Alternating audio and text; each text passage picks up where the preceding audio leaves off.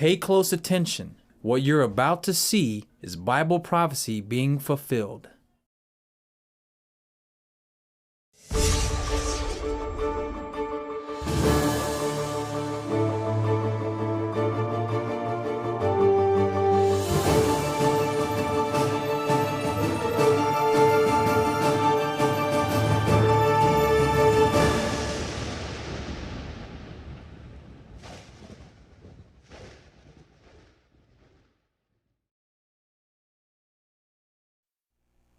Welcome to another edition of YPN News, bringing you the news that relates to Bible prophecy and foretold by Yeshua Hawkins. Well, in the news today, both the United States and Russia are making moves to secure oil in the Middle East. That area, of course, is very rich with oil, and both of those superpowers are staking their claims. Right. Well, we'll cover those details as well as the latest from Lebanon, still trying to recover from that deadly explosion that we saw.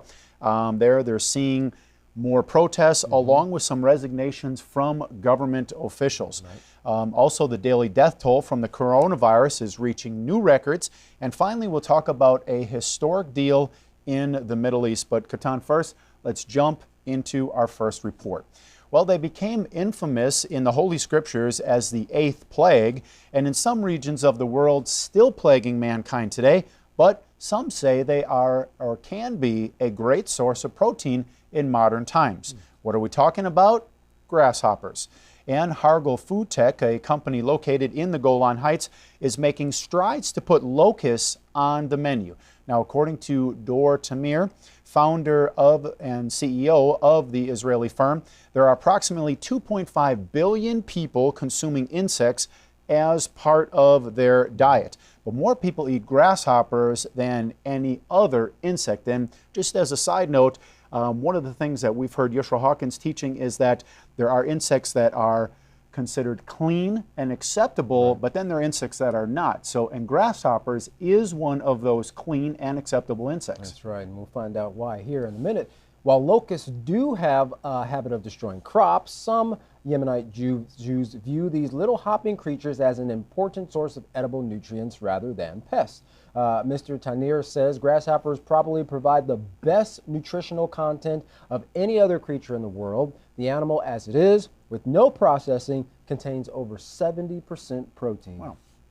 Well, Hargel Food Tech has neatly stacked rows of mesh cages in a climate-controlled building where they serve their grasshoppers a nutritious diet of wheatgrass during their 3-month life cycle. Then, when they have reached maturity, the locusts are cooled, killed, and baked.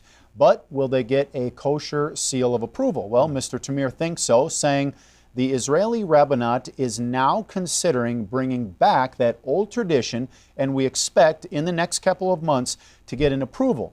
And for the first time after 2,000 years, grasshoppers will be back, he said. I have a feeling they didn't worry about a kosher symbol back in the days of their wandering in the wilderness. Right.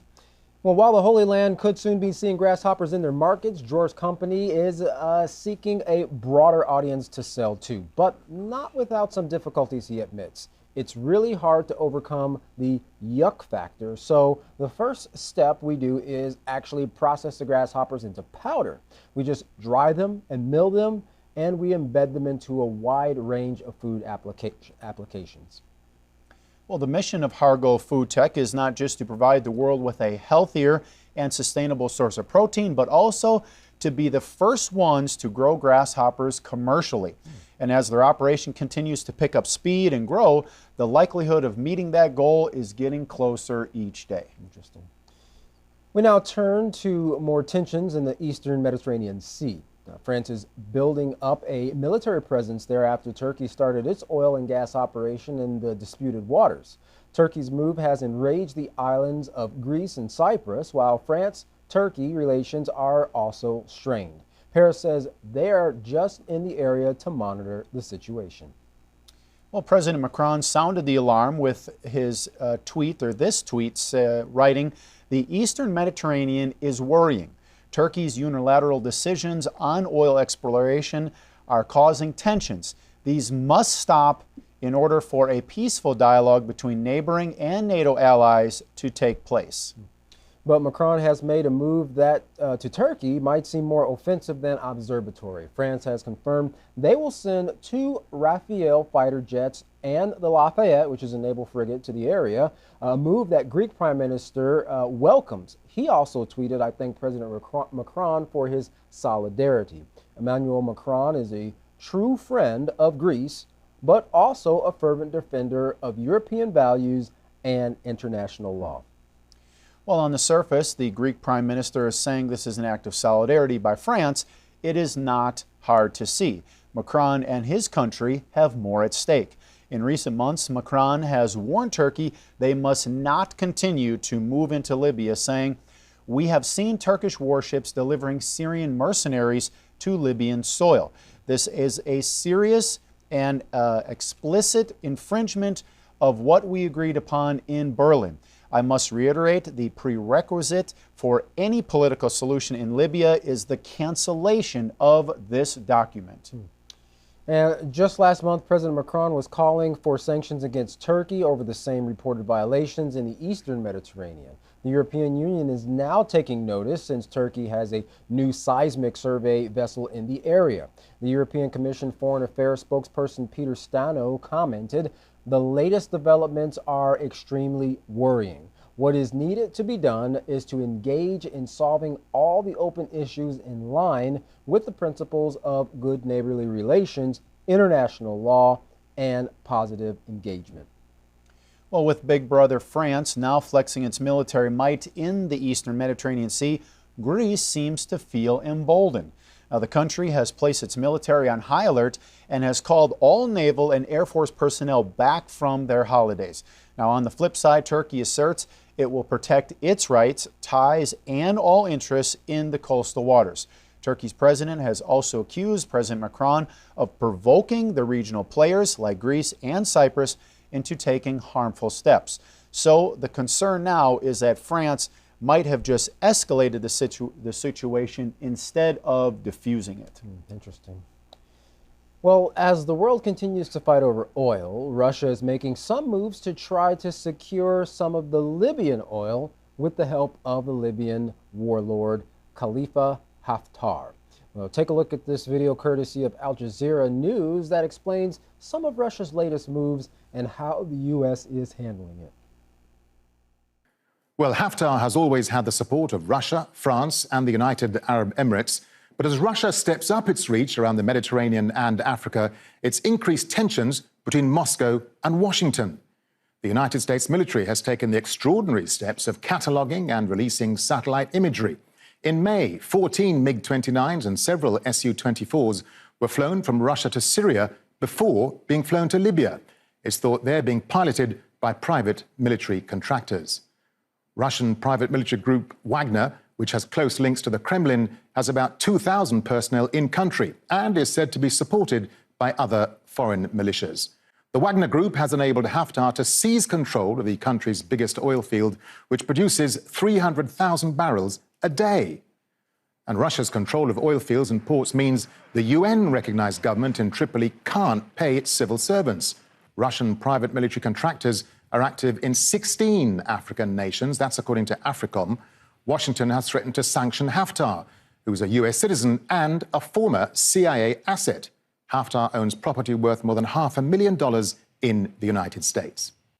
So, what is Russia's end game? And caught in the middle of all of this are the Libyan people themselves. Let's bring in Francis Giles in Tunis. He's a North Africa analyst and former Financial Times correspondent. Francis, this conflict is turning into a real mess, isn't it? I mean, Russia is printing money for Haftar's political base in the east, and having lost the battle for Tripoli, Russia now seems to be going after the main economic resource, which is, of course, oil. Well, I think that, in a way, all this is sadly predictable, because when the French took the decision to cheerlead Britain and America into Libya, their intent was to protect the inhabitants of Benghazi, but it quickly turned into an operation to oust Gaddafi. The problem about that is that nobody had thought through the consequences of ousting or murdering the Libyan leader. And so other countries got involved, be it was France, Britain, America, Gulf countries, whatnot. Mercenaries made their appearance very quickly. And then we got this division over the last few years between Eastern and Western Libya. And so inevitably, like in Syria, if you will, the more the conflict goes on, it turns from a local conflict into an international conflict where every player has their own agenda. And now the Russians, who've used the Syrian crisis very adroitly to come back into the Middle East or to reinforce their position in the Middle East, which had been weakened after the collapse of the Soviet Empire, the Russians are coming back into Libya. So, Francis, you mentioned the point about mercenaries in your previous answer. We know that Russia is providing and using private military contractors in Libya from the Wagner Group. We understand the group is active in around 16 African countries. How's it being funded, do you think? Well, the Russians are very good at keeping this kind of thing secret. They're not the only one who use proxies, but the Russians have a powerful state, a powerful military, and a leader determined to get back into the Middle East. So it could be funded from indirectly from the state budget. It could be funded by one of the oligarchs. You know, there are any number of ways you could fund this. And one must remember, of course, that the funding will not go through any kind of traceable Western banking system. So exactly like, you know, with Iran, and there have been other cases, tracing the money is, of course, the way to find out. But before you trace the money, that's virtually impossible. So let's just talk quickly, if you can, Francis, about some of the key players. Turkey supports the UN-backed government, and now it has its hands on rights to explore for oil and gas off the coast. That's caused a spat because this is disputed territory claimed by Greece. Well, indeed. Well, the Turks have played their cards, and, you know, whatever one thinks of Turkey, they've played their cards well, because what they've done is that they signed with the government in Tripoli at the beginning of the year a new treaty which redefines the boundaries at sea which are accepted internationally, and they're trying to push their claims on waters closer to Cyprus and to different Greek islands off the coast of Asia Minor. And they're doing this in Tripoli as well. The advantage for their point of view is that it disrupts current oil drilling operations. And even if in 2 or 3 years' time, whichever international authority declares that what Turkey is trying to push is invalid, it has the advantage of disrupting current oil search for oil. That said, this doesn't matter for Europe because Europe doesn't need the gas. It's particularly gas rather than oil. Europe doesn't need the gas. But I think that from the beginning, there's been a suspicion, and Colonel Gaddafi had said very well before he died that what people were after was the oil and gas of Libya. And they are indeed after Algeria and Angola and Nigeria. They're very, very major reserves, many of which are not even explored properly. So clearly, the Russians are interested because that gives them extra leverage in the Middle East if they can control some of that oil and some of that gas. Well, as we just heard there, once again, it's about the oil in that region. Now, that was Russia's latest moves. For more on what the U.S., their steps they're taking in their own securing of the oil in Syria, we now turn to our field correspondent, Larry McGee, who has those latest details on just what the U.S. is doing. Larry, what are those details? The national and individual lust for the large sums of wealth being produced and derived from the selfish misuse of the planet's resources has taken many lives to date. Lust produces war, and the lust for wealth is insatiable. And so much as lust is never satisfied, the grave is neither. America is apparently looking to distance itself, however, from some of the dirty work of petrol maintenance and acquisition by hiring out and training various mercenary and proxy groups to handle its lightweight in places like Syria. These are plans which the current U.S. administration has not sought to hide. The objective openly communicated by the U.S. is to increase its troop presence in Syria with the ultimate intent of creating a 2,200-man oil field guard. In answering for its intentions, the U.S. says its aim is to prevent groups like ISIS from securing the fields. But there's great skepticism concerning that claim, since America is also preventing the Syrian government from accessing those fields as well. In fact, in response to the plan, Damascus released a statement condemning the U.S.'s intentions in the strongest terms and outright referred to its objective as an act of theft. Russia and Turkey have also condemned the plan, the execution of which keeps America in Syria in a fight which analysts see as continuous and ongoing. The time frame might have been off, but the framework itself seems to be holding true. Former General Wesley Clark's leaked information concerning a U.S. plan to topple several countries in 5 years makes one wonder about the sudden events and uprisings in Lebanon. The country recently experienced 2 large-scale and controversial explosions, and quickly following that was political unrest seeking to overthrow the government. Proceeding from that, after a short effort on behalf of the Lebanese government to keep the country under control, the prime minister of the nation resigned, along with his entire cabinet. Many in the U.S. and across the globe are grappling with cabin fever due to restrictions enacted to try and stem the plague of the coronavirus, but nothing has truly been successful at stopping the affliction so far, and in the U.S. as well, infection rates and the death toll continues to mount. America is reeling after 1,500 of its immunocompromised citizens succumbed to the plague in just one day this week, which are numbers which the U.S. hasn't seen for a short while.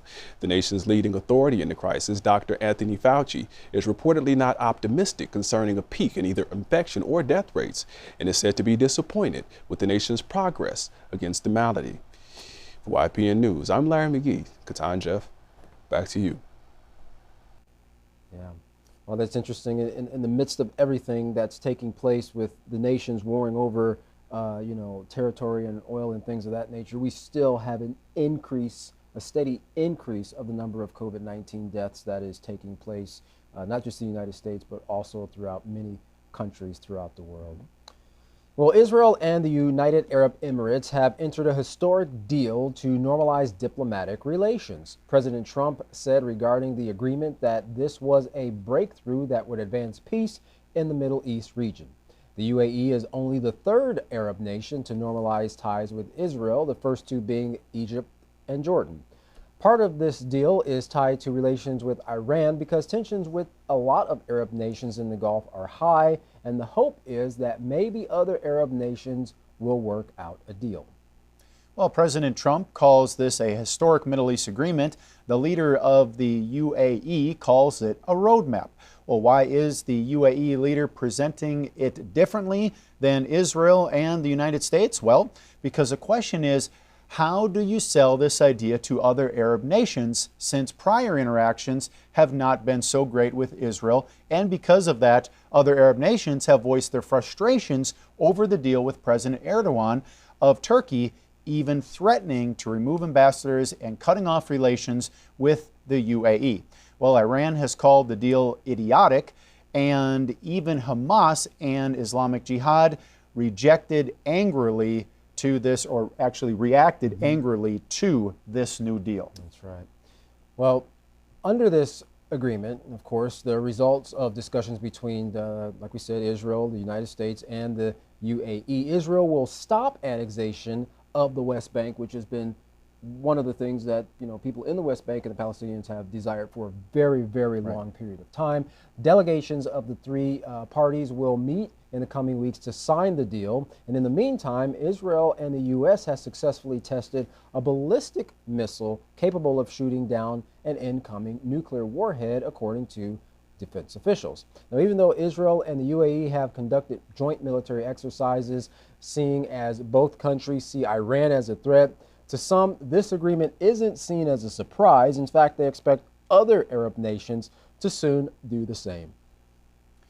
Well, regarding the latest test of Israel's Arrow 2 air defense system, the test was to shoot down a simulated long-range missile high above the Mediterranean Sea, according to the U.S. and Israeli defense officials.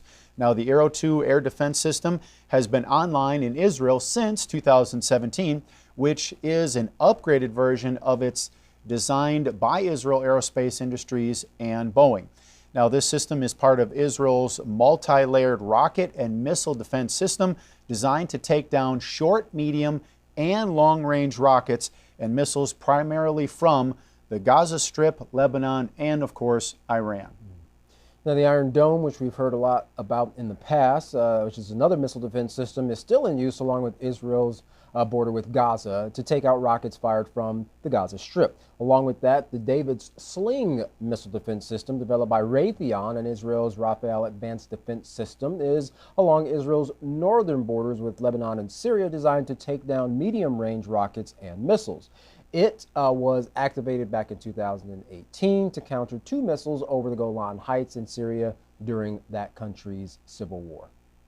Well, according to John Huddy, an RT correspondent who witnessed many of the missile defense systems in action, he mentioned that he actually got to see the missile defense systems up close and said that along with Syria and threats from Iranian proxies in Syria, Hezbollah, and Lebanon, has an estimated, or they actually have an estimated of 130 to 150,000 rockets aimed at Israel, according to the Israeli defense officials. Wow, that's a lot. Well, according to U.S. and Israeli officials, these defense systems, as expensive as they are, close to $1 billion, are necessary for Israeli defense. An Israeli prime minister in a statement said, "We have proven again the state of Israel possesses defensive and offensive capabilities that are among the strongest and most advanced in the world. I'd like to express deep appreciation to our U.S. ally for jointly advancing our security. Our enemies and those who seek our ill should know that the state of Israel is prepared for any threat." Well, just as a closing note, along with the Arrow 2 missile defense system, the U.S. and Israel also successfully tested the Arrow 3 missile defense system in Alaska, designed to shoot down an intercontinental ballistic missile outside the Earth's atmosphere. Oh, that's crazy. That is, it just seems like we're not moving any closer to the steps. I mean, we had this historic, agreement between Israel and the United Arab Emirates, but then at the same time, there's this test of the, missile defense system, which, that says to the enemies of Israel that, hey, listen, if you desire to pick a fight with us, we have something to fight back with. Right. No steps towards peace, but definitely steps being taken to build up the military forces, secure borders, make it harder for anyone to attack certain countries. That's right. Well, locusts are on the menu for some, but disease, war, and death seems to be on the menu for a great many of mankind. Well, despite mankind's great technological advances in weaponry, like we just said, they still haven't brought peace through force, not in 6,000 years. Well, if you've had your fill of man's way, the opportunity for you to partake of the food which actually gives life is available for you, served up fresh daily at the House of Yahweh. To find out more information about the House of Yahweh and what you can do to protect yourself and to prepare for the upcoming wars that are going to be taking place, along with the other 6 plagues, as Yeshua Hawkins has been speaking about for a long time now, contact the House of Yahweh. And when you contact them, don't forget to ask for your free copy of the Prophetic Word magazine and the monthly newsletter. Here's how. Well, to contact the House of Yahweh, you can write them at the House of Yahweh, P.O. Box 2498, Abilene, Texas 79604. You can call them at 1-800-613-9494. Visit them on any of their websites by going to Yahweh.com, YeshuaHawkins.com, or Yahweh'sBranch.com. You can also visit our website by going to YPNnews.com. If you would like to email the House of Yahweh, you can do so by emailing info@Yahweh.com. For any international calls, you can call the number that's on your screen now. And once again, you can check out the Yisrael Says program by going to YisraelSays.com and the Ask Yisrael program by going to AskYisrael.com. And just one side note on the websites here, Katan, Yeshua Hawkins writes blog posts there, many articles, even outside of the Prophetic Word magazine and monthly newsletters. You can find those by going to the YeshuaHawkins.com or Yahweh'sBranch.com, and they're very pertinent to today's news stories that we're covering, and they present a lot of solutions to the problems that mankind faces. Absolutely correct. Well, don't go anywhere. Get your pencil, some paper, and of course your Holy Scriptures, because up next for some great information is Yisrael Hawkins. For all of us here at YPN News, I'm Katan Alexander. And I'm Jeffrey Heimerman. Thank you for watching.